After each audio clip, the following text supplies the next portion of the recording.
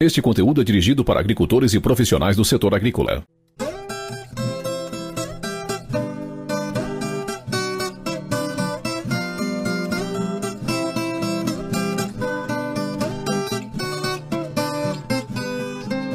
Você está ouvindo BASF Agro, um podcast que cultiva legados. Olá pessoal, sejam bem-vindos a mais um BASF Agro, um podcast que cultiva legados. Eu sou Alessandro Gazinelli, eu estou como diretor de marketing de campo e hoje aqui eu quero convidar vocês a participar de um assunto que é muito importante.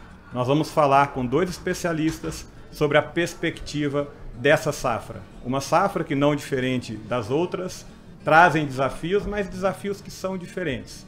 E aqui eu vou falar com o Valmir, que é coordenador da AgroConsult e um especialista que rodou todo esse Brasil para trazer importantes informações sobre a perspectiva da safra.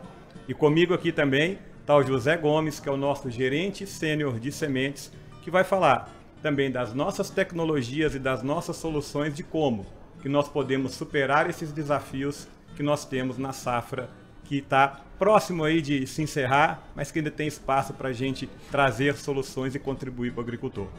E para começar, eu vou passar para você, Valmir, para você contar um pouco para a gente como que está essa perspectiva de safra.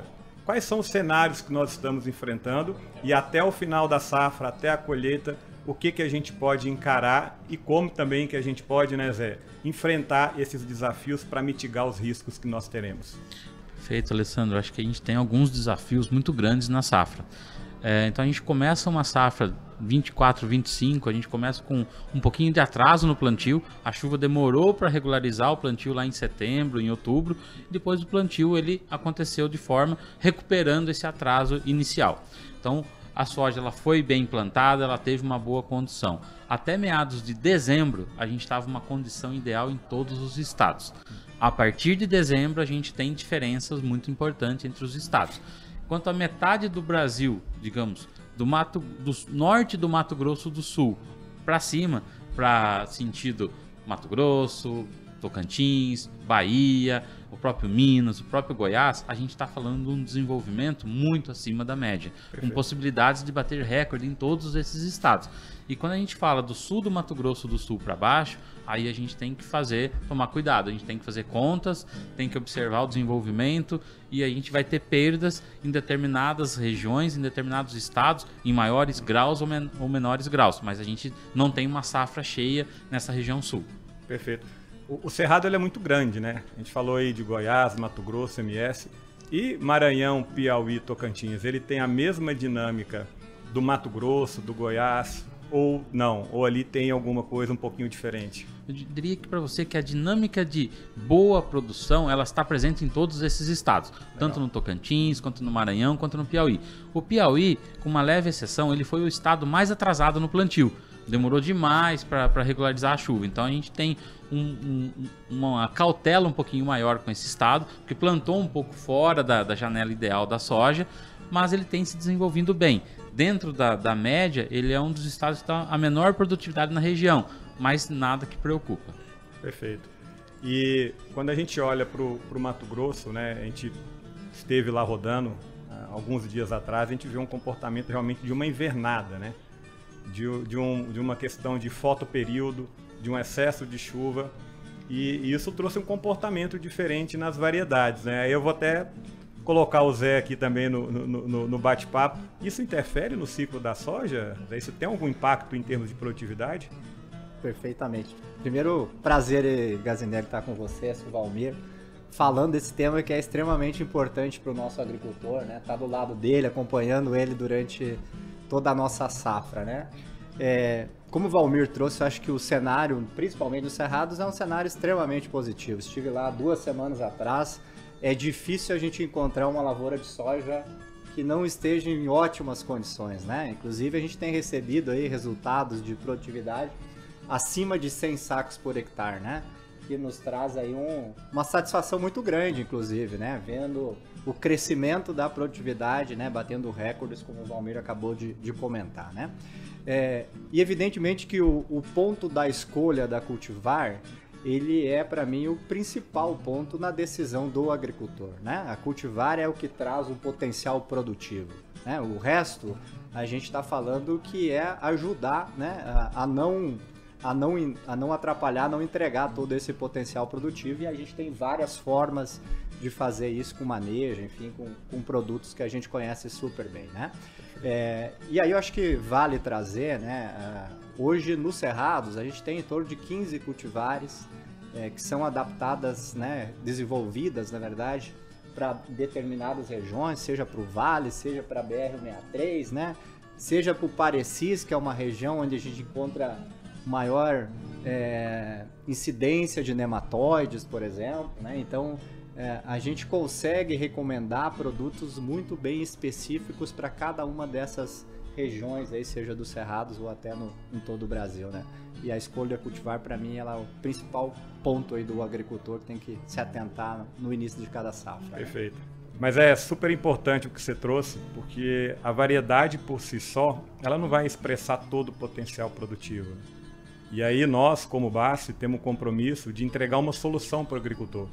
Então a gente tem a semente e tem o tratamento de semente industrial ou tratamento de semente on-farm, que vai ajudar essa variedade a expressar o seu potencial produtivo. Um outro ponto que é interessante também, que nesse ano que passou de 2024, nós lançamos 12 produtos. 12 produtos que vão ajudar o agricultor a enfrentar esses desafios, né? Seja de um excesso de chuva, que vai trazer um comportamento da doença mais agressivo, que ele vai precisar de investir, ou até mesmo a proteção de uma semente que a gente sabe que está adaptada para uma região. Então, acho que é importante de reforçar esse compromisso nosso em levar soluções para o agricultor.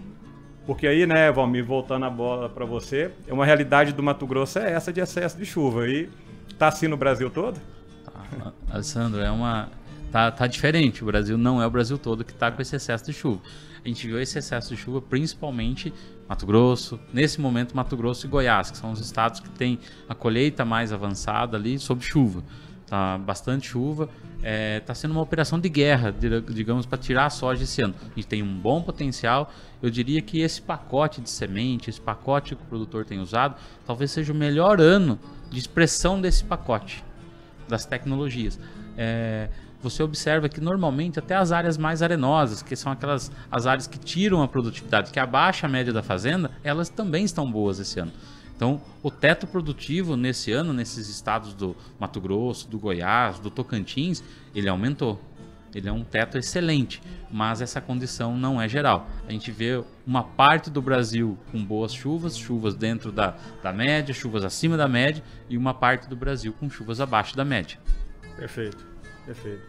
Especialmente, só complementando, acho que especialmente o Rio Grande do Sul, né? A gente vê aí Missões, né? O Planalto Gaúcho, com perdas aí, inclusive estimadas até 50% já, né? Então, não é uniforme, né, a chuva pelo Brasil, e eu acho que a gente tem que estar sempre do lado aí do agricultor, encontrando, né, quais são as melhores soluções para esse tipo de situação, né? E acho que a BASF tem feito muito bem isso, né? Com relação a fungicida, com relação a tratamento em semente, mas principalmente também com as nossas cultivares para esse tipo de situação, né? Estresse climático, né? Estresse hídrico. Perfeito. Então, a gente vem trazendo esse tipo de solução também, né? Eu vejo assim que no desafio, em alguns momentos ou no primeiro momento, nós pensamos em cortar custo. Mas se a gente cortar custo, talvez não seja a conta mais racional, porque você vai impactar diretamente no nível tecnológico daquela lavoura e você vai impactar em produtividade. Ainda mais quando a gente trata, né, de variedades que têm um alto potencial produtivo. E aí, Zé, eu ouvi dizer que tem algumas variedades que estão chegando, por exemplo, na região do Paraná, que tem uma perspectiva boa, né? Tem novidade quando a gente olha para o portfólio de semente da BASF que vai trazer um benefício para o agricultor? Com certeza. No ano passado a gente lançou boas cultivares, né, no estado do Paraná, Mato Grosso do Sul e também São Paulo. E elas vêm demonstrando aqui neste ano agora alto teto produtivo, tá? E especialmente quando a gente olha nessas regiões, a gente tem um clima um calor extremo, né? Então tem uma temperatura muito elevada e essas cultivares têm demonstrado um comportamento muito positivo nesse tipo de situação, que é o que tem acontecido nas últimas safras, por exemplo, no Mato Grosso do Sul, né? Mas cultivares, por exemplo, a Soitec 616, a Credense B41, né? Elas têm trazido aí produtividade a 270 sacos por alqueire, né? Então, é uma produtividade, a gente poucas vezes vê esse tipo de situação, né? De produtividade. Então, para nós é muito, muito bom, né? A gente vê esse tipo de resultado, né? Lançamos também produtos interessantes, né? No Mato Grosso, principalmente na BR-163, né? Temos a B91, a B66, a Soitec 752, né? Também são cultivares que têm trazido aí um alto teto produtivo nessas regiões aí do Mato Grosso e no sudoeste goiano.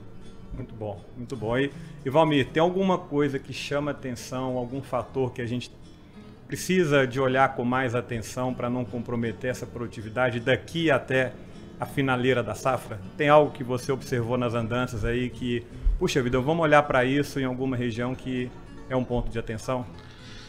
Olha, Alessandro, tem. A gente precisa de algumas, como a gente está falando em algumas regiões com excesso de chuva, então a gente tem as variedades mais tardias, ela ainda precisa de uma aplicação.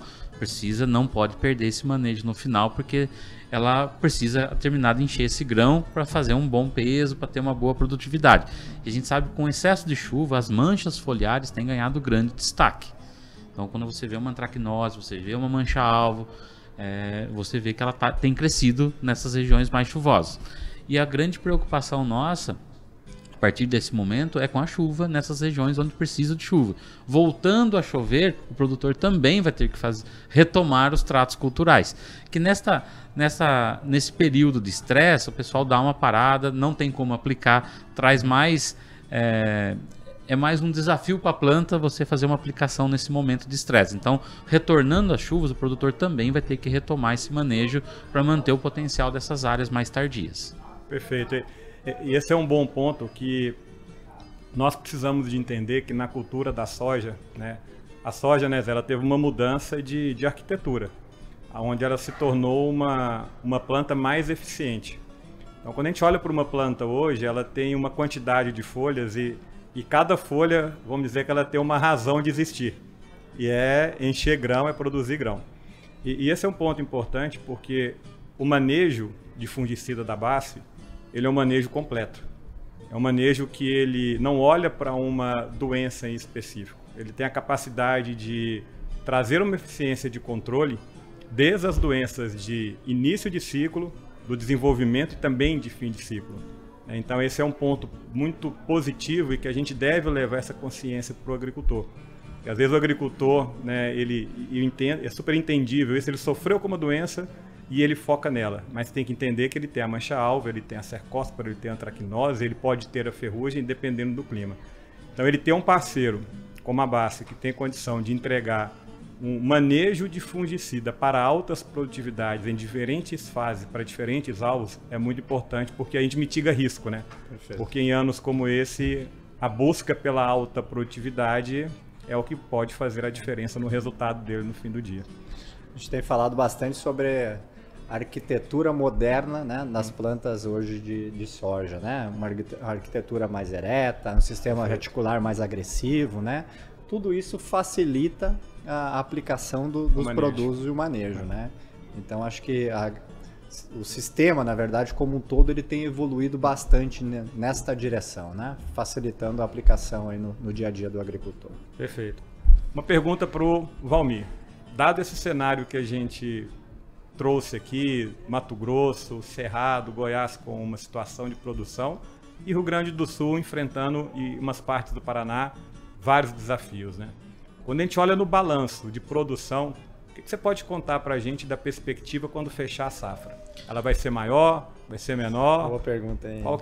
Como que você está vendo isso? Sandro, assim, é difícil nesse momento é difícil a gente fazer um fechamento, porque a gente sabe que a produção brasileira, a produção de soja, como qualquer outra cultura, é uma indústria de céu aberto. Então a gente está sujeito a não faltar chuva, excesso de chuva, ter algumas intercorrências. Dentro da normalidade, pelo que a gente tem visto e analisado até o momento, a gente espera uma safra recorde. Então a gente estima uma safra acima de 170 milhões para o Brasil. Balanços negativos para a região sul, com balanços positivos, a parte positiva do Brasil ainda supera o que a gente tem perdido até o momento. Mas, importante salientar, a gente plantou uma safra com potencial de 180. Então, quando a gente falar em 170, que já é um ótimo resultado, a gente não pode esquecer que a gente deixou de produzir pelo menos uns 10 milhões de toneladas, 8 milhões de toneladas que deixaram de ser colhidos. Então, a nossa expectativa para os próximos anos, que é também que a gente continue com esse alto potencial. Mas é um balanço positivo de forma geral para o Brasil. 170, 15 milhões acima do último 2023, acho que na faixa de 155, mais ou menos, né? Exato. Acho que isso vem, Valmir, provavelmente do Cerrado, vem do Mato Grosso, vem do Tocantins, né? Exato, uma boa parte dessa produção vem do Cerrado, principalmente Mato Grosso, Goiás, Minas. Incluiria Minas também nesse complemento do Cerrado. E mais uma vez, nas nossas estimativas, eu acredito que a Bahia seja o estado com a maior produtividade. A gente acredita que a Bahia passa de 70 sacos por hectare nessa vez. Interessante. Que bom, né? Porque por alguns anos a Bahia sofreu com o clima e é bom ver uma região ali tão promissora também entregando produtividade, né? E tem uma pergunta que ela não tem como ela não estar associada com a produção. E o preço?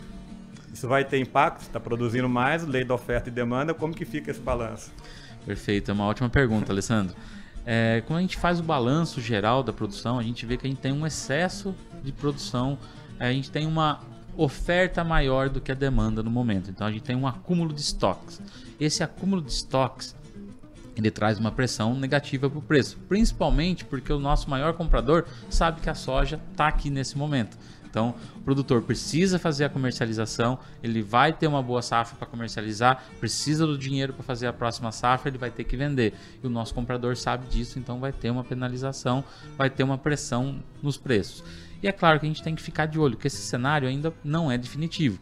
A gente precisa de chuvas, ao longo de março, a gente precisa de chuva para completar a safra do Rio Grande do Sul, que tem perdas, mas ainda tem um potencial para ter uma produção razoável. Temos que confirmar a safra na Argentina. Então a gente precisa de chuva. Acho que chuva também é uma coisa que pode impactar. Se a gente tiver um cenário muito negativo nesses estados, o Rio Grande do Sul perdendo mais, Santa Catarina perdendo mais, essa soja tardia extremamente afetada, e uma Argentina também afetada, a gente pode ver preços um pouco melhores. Mas a tendência é que o preço seja mais pressionado nos próximos meses. Trazer um ponto que acho que é extremamente importante para o agricultor nesse momento, que é um olho no peixe e um olho no gato, certo? Ao mesmo tempo que o agricultor está esperando, né, o cenário de excesso de chuva no Mato Grosso, falta de chuva no Rio Grande do Sul, muito provavelmente tem muitos agricultores tomando a decisão da compra dos insumos agora, né? Fixando o preço aí da semente, indo ao mercado, fazendo também a compra de insumos. Aproveita, Valmir, ele aproveita nesse cenário o preço alto da commodity, no seu ponto de vista? Ele aproveita, ele consegue fazer a relação de troca para a safra 25-26, ela começa a melhorar para alguns insumos. Alguns insumos já abaixou um pouco, o dólar também cedeu nas últimas semanas, o dólar reduzindo, o insumo também reduziu, ele consegue fechar uma boa relação de troca. E ele já está fazendo isso. Uma boa parte do Cerrado já andou as comercializações, fertilizantes já andou, semente já andou uma parte, e agora ele já volta a focar na soja. O próximo insumo que ele vai comprar vão ser os defensivos. E acho que um ponto importante que a gente deve destacar, que é esse clima mais negativo que a gente trouxe para o Paraná, que teve uma antecipação, teve uma redução do potencial do Paraná, tivemos uma redução do potencial no Mato Grosso do Sul para a soja, mas para o milho ele começa a abrir uma excelente janela. Então esses estados eles tem como o produtor recuperar um pouquinho dessa renda focado no milho. Então, e o milho tem um cenário um pouco melhor para preços. Isso quando a gente fala da região Centro-Sul, né, em termos de produtividade.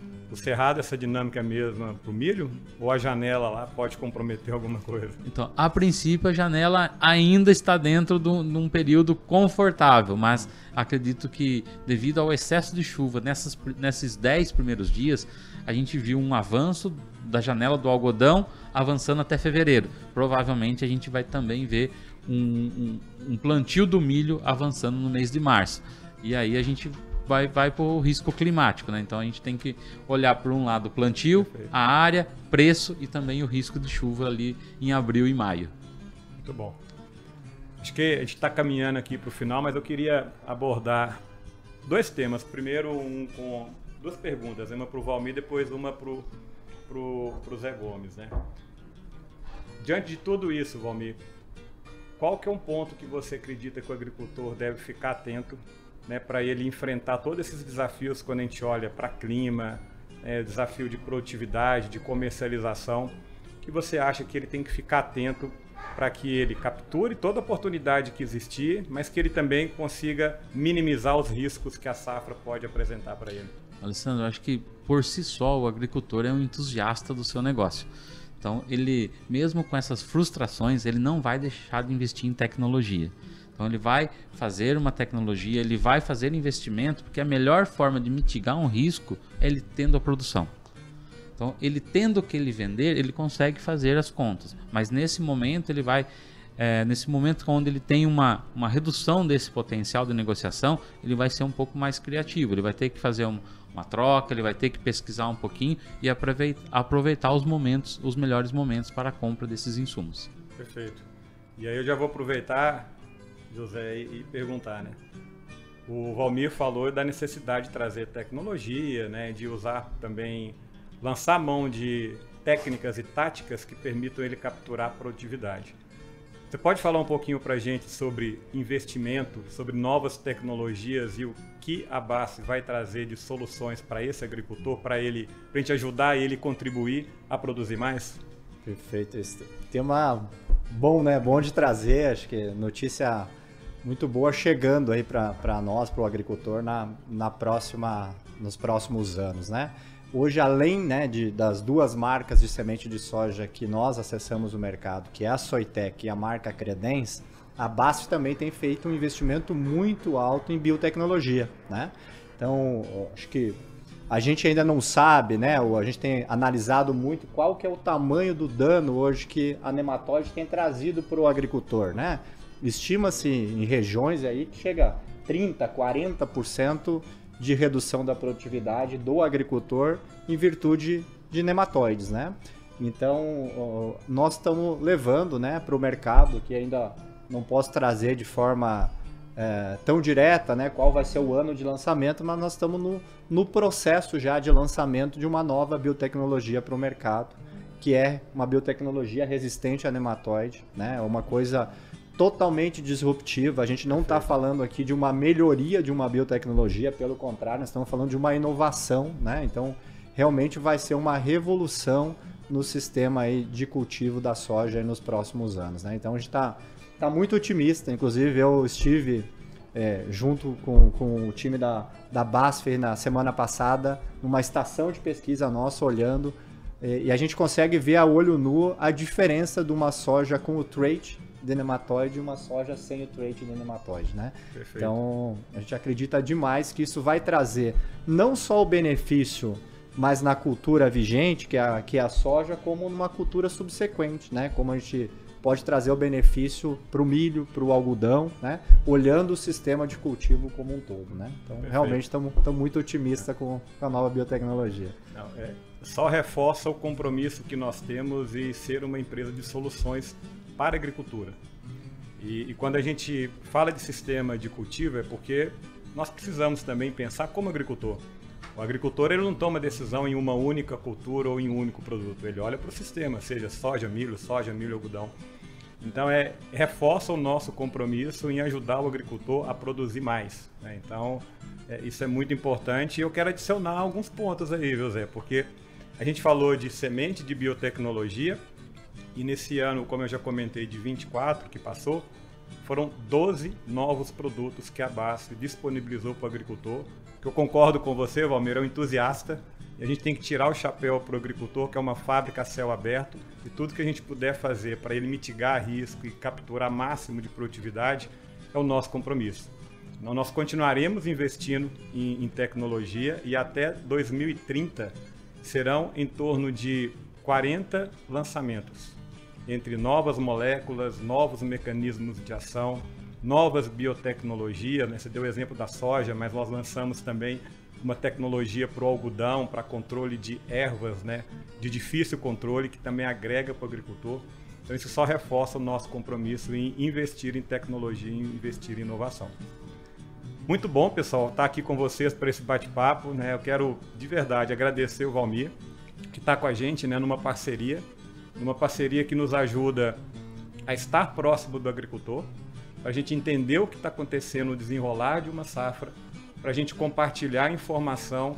Eu falo que a informação ela tem valor quando a gente pode compartilhar, né? Então, tudo que você traz de informação de uma perspectiva de safra, nós queremos que ela ajude o agricultor a tomar as melhores decisões, né? Agradeço ao Zé também por trazer toda a história, todo o conhecimento que ele tem em cima de semente, né? E reforça o nosso compromisso, que tudo começa na semente, né, Zé? Então, mas também uma semente tem que cuidar dela, né? Para a gente expressar o potencial produtivo. Então, agradeço a vocês dois por estarem aqui com a gente. O meu recado para quem está nos acompanhando no BASF Agro é que nos sigam nas redes sociais, e nós teremos outros episódios para a gente trazer ainda mais informação e contribuir com você, parceiro e agricultor. Um grande abraço, obrigado Zé e Valmir, e nos encontramos em breve.